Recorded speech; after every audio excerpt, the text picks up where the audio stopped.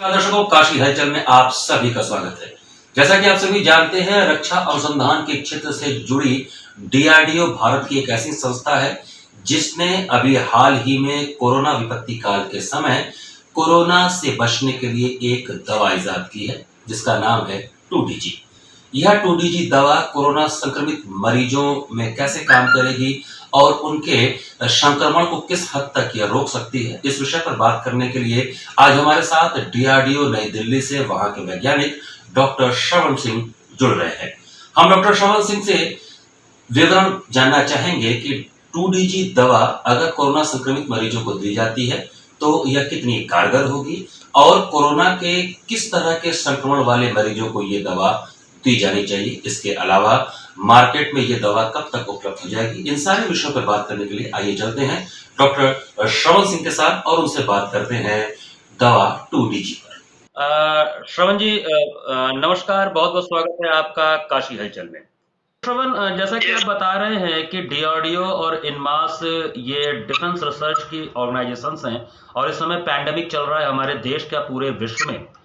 अभी हाल ही में डीआरडीओ ने एक ऐसी दवा बनाई है जिसका नाम है 2DG। ये दवा जो बनाया है, मेरे ख्याल से भारतवर्ष एक पहला देश है जिसने किसी दवा को इजाद किया है। और इस दवा का कितना असर होगा कोरोना संक्रमण वाले मरीजों पर? 2DG जैसे कि नाम से ही क्लियर हो रहा है, 2-डीऑक्सी ग्लूकोज। ये ग्लूकोज का ही दूसरा रूप है जिसमें हाइड्रोक्सिल रेडिकल को रिप्लेस करके सेकंड पोजीशन पे ऑक्सीजन रेडिकल्स आ गया है जिसको कहते हैं 2-डीऑक्सी ग्लूकोज। सो ये ऑलरेडी इनमास में अराउंड 20 इयर्स पहले से ही इस पे वर्क कर रहे थे। डॉक्टर विनय जैन थे जो यहाँ के डायरेक्टर, उन्होंने इस पे काम स्टार्ट किया था जी। इसके बाद ये स्पेशली था कैंसर की इमेजिंग के लिए यूटिलाइज हो रही थी ये दवा। बट एक साल पहले जब ये अप्रैल 2020 में इनमास से डॉक्टर आनंद नारायण भट्ट जी ने के नेतृत्व में ये क्लिनिकल ट्रायल किया गया कोविड-19 के लिए, जिसमें कि ये कारगर साबित हुई। पहला जो एक्सपेरिमेंट उन्होंने किया था सीसीएमबी हैदराबाद में इन विट्रो स्क्रीनिंग किया था जिसमें उन्हें काफी अच्छी एफिशिएंसी मिली थी। तब उन्होंने प्रोजेक्ट प्रपोजल दिया था डीआरडीओ चेयरमैन को, उन्होंने एक्सेप्ट किया और इसको क्लिनिकल ट्रायल के लिए प्रोसीड किया गया। तो पहला जो क्लिनिकल ट्रायल हुआ था वो मई 2020 में उन्होंने स्टार्ट किया इस चीज को, जिसमें काफी अच्छी सफलता मिली। और दूसरी बात, फिर इसमें सेकेंड ट्रायल भी किया, उन्होंने अप्रूवल मिला। एंड थर्ड ट्रायल के लिए भी डीसीजीआई ने अप्रूवल दिया जिसमें उसमें भी सफलता प्राप्त हुई। और अराउंड 300 फर्स्ट में 120 पेशेंट पे ट्रायल किया गया, सेकेंड में 220 पेशेंट पे ट्रायल किया गया, जिसके फलस्वरूप ये पाया गया कि ये दवा कारगर साबित होगी।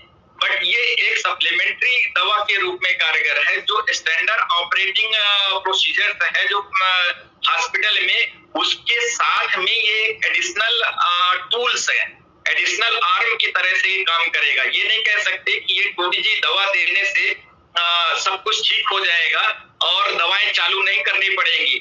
ये दवा एक सप्लीमेंट्री की तरह से लिया जाए इस चीज को, और एक एडजुवेंट की तरह से दिया जाए, एडजेंट थेरेपी से बोलते हैं हम। तो स्टैंडर्ड जो प्रोसीजर है उसको कंटिन्यू के साथ साथ इस दवा को लिया जाए, जिसके फलस्वरूप हमें जो सप्लीमेंट्री ऑक्सीजन देनी पड़ती थी उसमें लगभग हम 40 to 45% कट ऑफ कर सकते हैं। दूसरा चीज जो इसका सबसे बड़ा फायदा है नहीं, इसका जो रेजिडेंशियल पीरियड है आईसीयू में, उसमें 2 से 3 दिन तक के रेजिडेंस पीरियड उनका घटाया जा सकता है। तो जहां एक जनरल पेशेंट को 8 से 10 दिन आईसीयू में रखा जाता है, वहां इस दवा के देने पर लगभग 6 से 7 दिन में वो निकल सकता है। तो इस तरह से 3 इसके बहुत। एक दूसरा थर्ड ऑप्शन जो है इसमें कि यदि आरटीपीसीआर टेस्ट किया जाता है तो वायरल लोड को भी ये कम करता है। ये 3 इसके मेजर फैक्टर थे जिसके बेसिस पे डीसीजीआई ने अप्रूवल दिया है इमरजेंसी यूज के लिए। इमरजेंसी यूज क्यों कहा गया है इसके लिए? क्योंकि अभी इसमें बहुत ज्यादा एफिकेसी टेस्ट नहीं हुआ है, इफेक्टिव टेस्ट हुआ है, क्योंकि जो सैंपल साइज है पेशेंट का वो काफी कम है, इसलिए इसको अभी इमरजेंसी यूज के लिए हम अप्रूवल मिला हुआ है। आगे अभी जब हम इसको फर्दर अभी may be the tomorrow 10,000 dose हम स्पेशली जो डीआरडीओ के कोविड हॉस्पिटल है उसमें अभी हम देने का पहला जो है प्लान वो की गई है। इसके बाद लास्ट मई तक में या फर्स्ट वीक ऑफ जून में दूसरे हॉस्पिटल में इस दवा को भेजा जाएगा। ऐसा जो है डिस्कशन और डिबेट के फलस्वरूप ये जानकारी मिली है जो मैं आपको प्रदान कर रहा हूँ। डॉक्टर श्रवण, हम ये जानना चाहेंगे कि इमरजेंसी यूज में ये किस तरह के रोगियों को जो एकदम वेंटिलेटर पर जाने वाले हैं, जो मॉडरेट लेवल पे हैं या बहुत लास्ट लेवल पे हैं जिनका ऑक्सीजन लेवल काफ़ी कम हो रहा है, उसमें ये ज़्यादा कारगर सिद्ध हो सकता है, साबित हो सकता है? बिल्कुल, इसका जो अप्रूवल मिला है वो मॉडरेट से सीवियर के लिए मिला है। तो इसमें यदि हम कोविड-19 के डिजीज को 3 कैटेगरीज में डिवाइड करते हैं, पहला कि माइल्ड हो गया, मॉडरेट हो गया, सीवियर हो गया, and lastly it is a critical, जो वेंटिलेटर सपोर्टेड होते हैं या इंट्यूबेटेड होते हैं। तो जो इस दवा का जो उपयोग है वो मॉडरेट से सीवियर लेवल के पेशेंट्स के लिए है। उनके लिए एक्सपेरिमेंटली अप्रूवल किया गया, जिनका ट्रायल किया गया है, इसलिए हम मॉडरेट से सीवियर के लिए ही हम इसको अभी फिलहाल इसको देने के लिए और कहा जा रहा है। बट क्रिटिकल के लिए अभी ट्रायल नहीं किया गया है, बच्चों के लिए ट्रायल नहीं किया गया, ये एक्सक्लूजन क्राइटेरिया में था। प्रेग्नेंट वोमेन के लिए ट्रायल नहीं किया गया है, इसलिए अभी हम ये एक्सक्लूजन क्राइटेरिया में है। इसलिए अभी जो हमारा फोकस है 18 से 65 साल के बीच में मॉडरेट से सीवियर पेशेंट को ही देने के लिए हमने किया है। तो फर्दर और एक्सपेरिमेंट्स हो रहे हैं क्या कि इसको क्लिनिकल ट्रायल करके हम हर उम्र के लोगों को दे सकें? हाँ, यस, बिल्कुल आपने सही कहा। अभी भी हमारे वैज्ञानिक इसमें कंटिन्यूअस लगातार रिसर्च कर रहे हैं। जैसा कि आप जान रहे हैं कि ये डिजास्टर है, नेशनल डिजास्टर है। इसमें हमारे डॉक्टर जो फ्रंट लाइन वर्कर है, they also doing the research part. इन साथ साथ में जो वैज्ञानिक टीम है वो लगातार प्रयास कर रही है और उसमें जो यदि पॉसिबिलिटीज है, जो भी पॉसिबिलिटीज बन सकती है, उस पॉसिबिलिटीज को एक्सप्लोर करना चाह रहे हैं और इसको मैक्सिमम से मैक्सिमम उपयोग किया जा रहा है। हो सकता है आगे चल के ये बच्चों के लिए भी कारगर हो, क्योंकि इसका देने का ये बहुत सरलतम रूप है, जो कि एक सिंपल ग्लूकोन डी की तरह से है। आप ग्लूकोज की तरह से जो वाटर लीजिए, एक पाउच उसमें डिसॉल्व करिए और सिंपली उसको ओरली ले सकते हैं। तो this is a very simplest drug और सिंपल मॉलिक्यूल है, जिसकी सफलता के बहुत चांसेस हैं और आगे भी इस पर रिसर्च हो रहा है, तो और भी अच्छे परिणाम मिल सकते हैं। पर एट प्रेजेंटली जो हमारे पास डाटा है वो 3 महीने जो ऐसे ऑलरेडी बता चुके हैं, वही मेन कारण है। डॉक्टर श्रवण, एक बात आ रही है कि अगर हमारा देश या विश्व के कई देश अगर हर्ड इम्यूनिटी पा लेते हैं, हर्ड इम्यूनिटी मीन्स कि जो जितने पॉपुलेशन है उससे ज़्यादा लोगों को अगर कोरोना हो जाए या वैक्सीनेशन के द्वारा वो उसकी प्रतिरोधक क्षमता पा ले, तो कोरोना को आसानी से समाप्त किया जा सकता है। क्या इस दिशा में ये जो दवा है 2DG वो कारगर साबित हो सकता है? नहीं, हार्ड इम्यूनिटी एक डिफरेंट टॉपिक है। हार्ड इम्यूनिटी में इसका योगदान नहीं है। इसका योगदान सिर्फ प्रोटेक्शन के तौर पे है। उसके जो आपका आईसीयू पीरियड ड्यूरेशन है उसको कम करने में, ऑक्सीजन लोड करने में है, सिर्फ जो है रिड्यूस करने में है, ना कि हार्ड इम्यूनिटी में। हार्ड इम्यूनिटी में इसका कोई योगदान नहीं है कि हार्ड इम्यूनिटी को बढ़ाया जाए। ये एक दूसरी प्रक्रिया है जिसमें इन्वायरमेंट में जो वायरस है हमारा धीरे धीरे ह्यूमंस में इन्फेक्ट करता है और इम्यून सिस्टम डेवलप होता है अपने ऑटोमेटिकली। जब तक यदि हम 60 या 70% पॉपुलेशन में यदि इम्यूनिटी डेवलप हो जाती तब हम कहते हैं कि हार्ड इम्यूनिटी डेवलप हो रही है।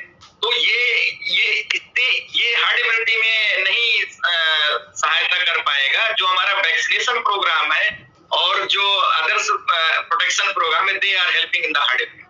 डॉक्टर श्रवण, मीडिया में कई तरह की बातें आ रही हैं कि एक तरह का ये रामबाण है और इस दवा के प्रयोग करने से हम कोरोना महामारी से काफ़ी हद तक बच सकते हैं। क्या ये मतलब इस दवा का अगर हम प्रयोग करते हैं 2DG का, तो इसके साथ और भी सप्लीमेंट्री दवाएं जो चल रही हैं उसका प्रयोग करना ही पड़ेगा। तो इसका मुख्य 2DG का जो उपयोग है वो ये है कि ऑक्सीजन की जो ज़्यादा डिमांड है हम उसको कम कर सकते हैं, बेडों की संख्या को हम बढ़ा सकते हैं क्योंकि जब जल्दी रिकवरी हो जाएगी तो बेड भी खाली हो जाएंगे।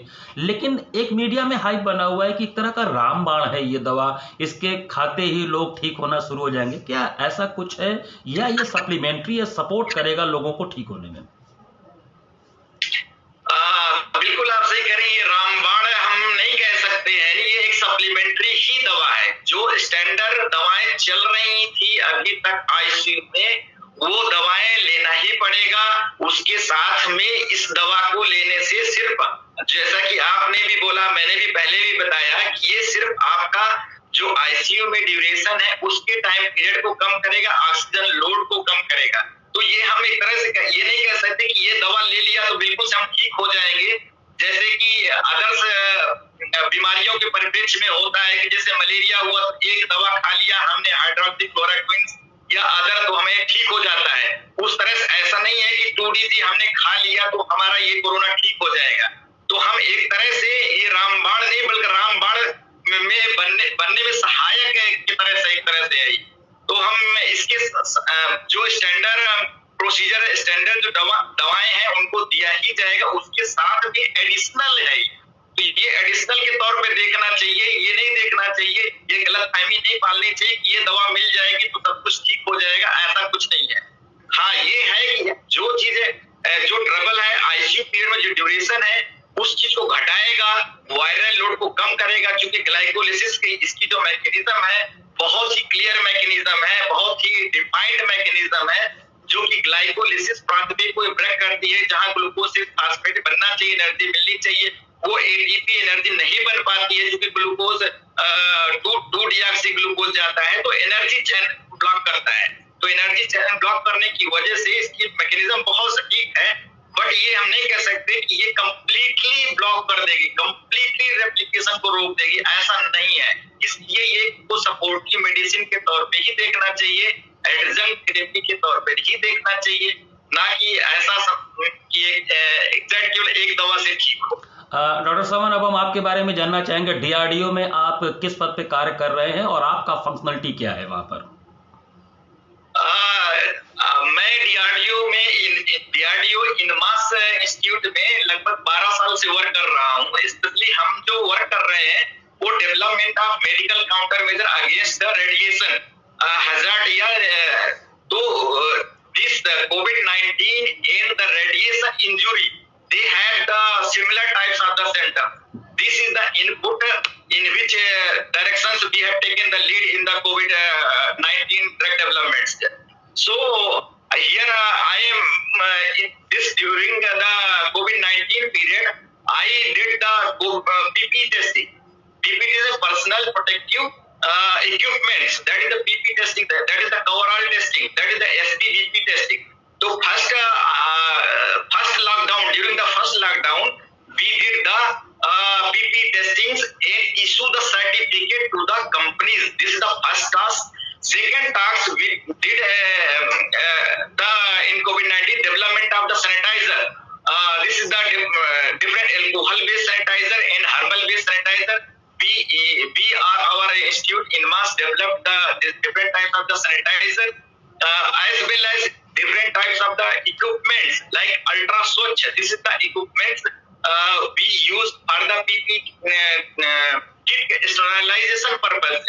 In other it is the development of the drug. So I am basically the molecular biologist, the biochemist. We developing the radiation countermeasure drug. And first time our institute doing the monkey trial in India. In India, it is the first time we did the monkey trials. So development of the radiation countermeasure is the main our target and aim. But this is the during the COVID-19 we are doing this is the additional activities. This is the extra activity.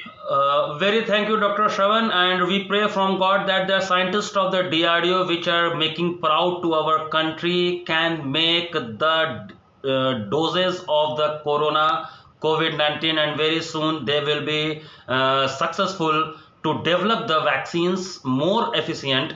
बहुत बहुत धन्यवाद। आप सबको salute है कि हमारे देश की जनता को कोरोना से बचाने में डीआरडीओ लगा हुआ है। नमस्कार, धन्यवाद। आपको भी बहुत बहुत धन्यवाद। नमस्कार। सभी लोगों से मेरी यही अपेक्षा है कि जो भी गाइडलाइंस गवर्नमेंट की है उनको फॉलो करें और मास्क हर एक बच्चे और हर एक सदस्य को मास्क जरूर लगाएं, जिसके द्वारा हम इस बीमारी को हम जीत पाएंगे। ये जो एक अघोषित युद्ध चल रहा है उसमें हम सफलता पाएंगे, जीतेंगे, इसी उम्मीद के साथ।